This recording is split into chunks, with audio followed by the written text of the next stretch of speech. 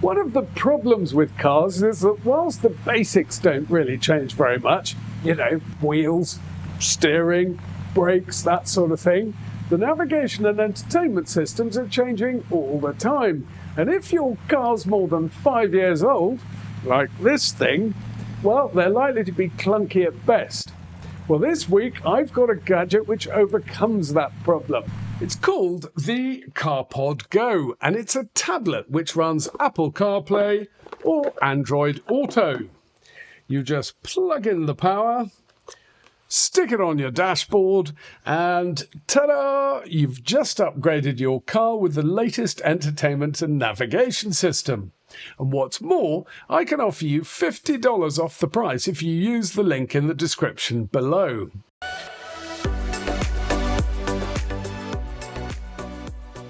The first question is why you'd buy one of these things to put in an older car. Why not just stick your mobile phone on a dashboard mount? Good question. I'm glad you asked. My first car was a Fiat 126. It was a great little car, but it was a little bit short on safety features.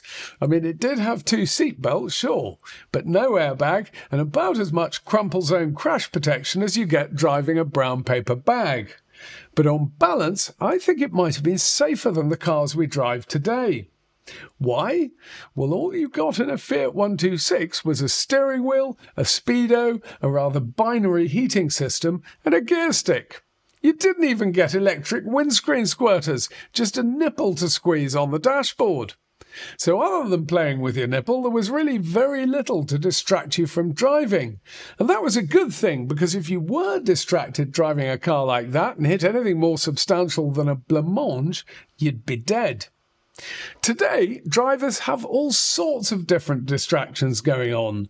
Touchscreen ventilation systems that allow you to set the temperature for your passenger's big toe, navigation systems, ever more complex sound systems, not to mention mobile phones, which some people still pick up and use despite the fact that 312 people in the UK have been killed since 2009 in accidents where mobile phone use was a contributory factor. Incidentally, I only discovered the other day that in the UK it only became illegal to hold a mobile phone whilst driving in 2022. Before then, it was only illegal to call or text someone. So if you did get pulled over, you could just say, "Piss off, officer, can't you see I'm playing Scrabble?" I digress. The point is that in a car, distraction equals death, and less distraction equals less death. And that is the reason for getting one of these. Most importantly, it runs Apple CarPlay or Android Auto, which are both systems which, unlike mobile phones, have been designed very specifically to minimize distraction by using voice control, by only allowing you to use a very limited number of apps, and by making the interface as simple as possible, so you only need to glance at the screen very briefly. Secondly, this thing has a much bigger screen than a mobile phone, which again makes it much quicker and easier to read, especially if your eyesight isn't what it once was. Now, my daughter has just started driving, and like any parent, I want to do everything I can to try and stop her having an accident. Ideally, I would have bought her a car with the latest voice-controlled navigation and sound system already installed. The problem is, car insurance for a young person these days costs £200 billion a year. So who can afford to buy their child a car with a decent sat-nav system? Not me, I can tell you. The best we could do was a 2013 Ford Fiesta, which, although it's a substantial upgrade on a Fiat 126, has no sat-nav. So let's see how easy it is to fit this thing. To that end, it comes with a choice of 2 plastic arms to hold it in place. There's the other. It also has a power cable that plugs into the cigar lighter, an instruction book that you will need a microscope to read. There's a USB-C to USB-A converter. I'm not quite sure what that's for. And there are a couple of sticky things, and I'm not quite sure what they're for. Maybe all will become clear when we go to fit this thing. Now this car is equipped with this almost entirely redundant little screen here, which just displays utterly useless information, like whether your car door is open or which FM radio station you're listening to, as if anybody listens to FM radio anymore. Anyway, that means we can mount the CarPodGo right there in front of the old screen. Now, there are a couple of mounting options, but whichever one you choose, it's got this rather useful magnetic backing plate there, and that means that once you've mounted it on the dashboard, you can pull it away very easily and pop it in the glove compartment while you're off shopping. Now, of the two mounting options, the first is this rather industrial looking plastic arm, which looks like it might have been invented by Isambard Kingdom Brunel. It's got a sort of sucker pad on the back, and you just stick it on the dashboard like that, and then attach the CarPodGo to the front of it. I have to say, I rather prefer the rather more aesthetically discreet option, which is this little angled beam thing there, which sticks into a base plate with a sticky underside, and then you just stick that on the dashboard. Now, I've actually already attached mine to the dashboard, so I'll just pop that in there. There we go, and screw it in, and I'll just get that roughly right. You can always adjust it later, and then we stick the CarPodGo on there. And there we go. Now, CarPodGo is at pains to stress that you must mount this thing, whichever bracket you use, you must mount it in such a way as it's resting on the dashboard here, because neither bracket is strong enough to carry the weight of the screen as you're bouncing along country roads. So let's fire this thing up. I'll plug it into the cigar lighter. There we go. And straight away it comes to life. Now, CarPodGo did send me this unit completely free of charge to review, but they didn't make any demands of me. They didn't ask to see the film before I publish it.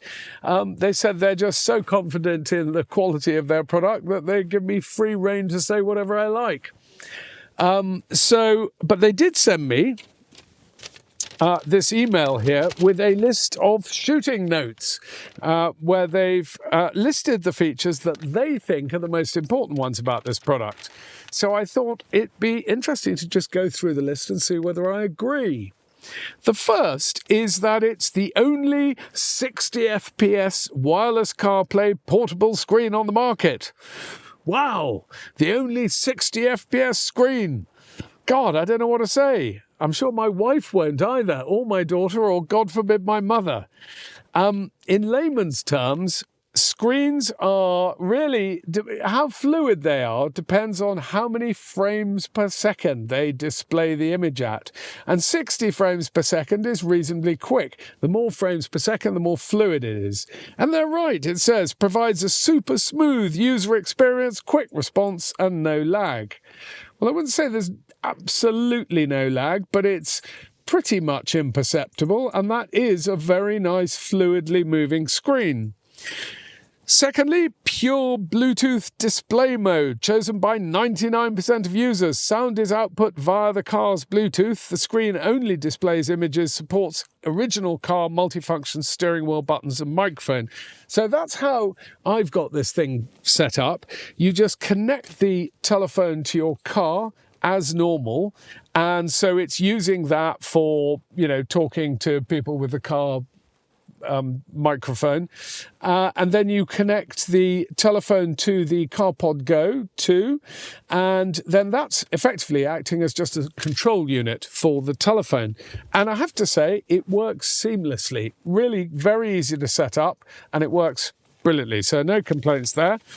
Then 3, full lamination screen.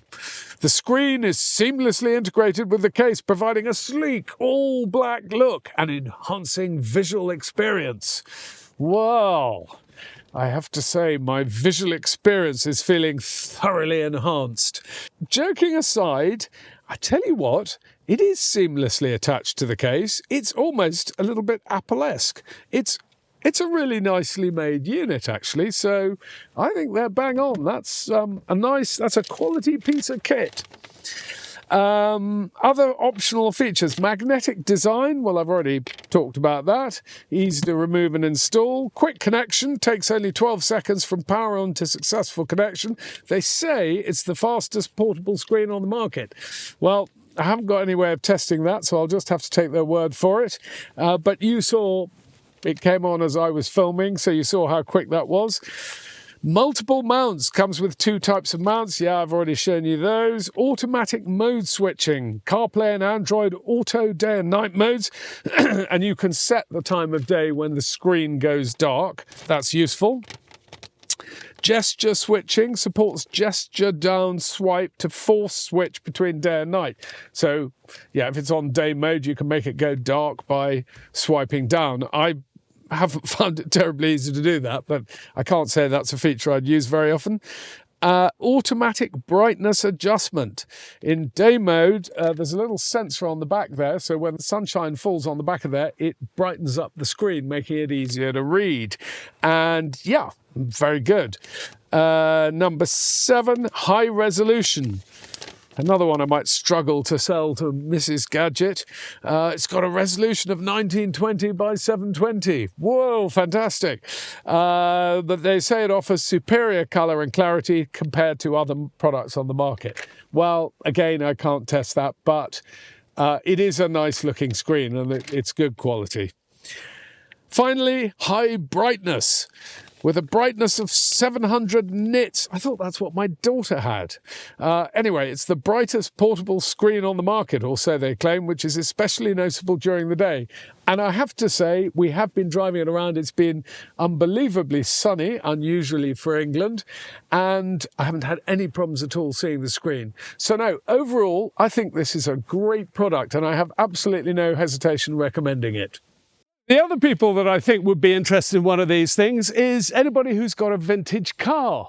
Now, I don't, but luckily a friend of mine has lent me his 1972 Lamborghini Espada. Now, I'm not entirely sure whether you need a sat-nav in one of these cars, because I think there's only ever a 50-50 chance that you're going to arrive at your destination. But let's give it a go.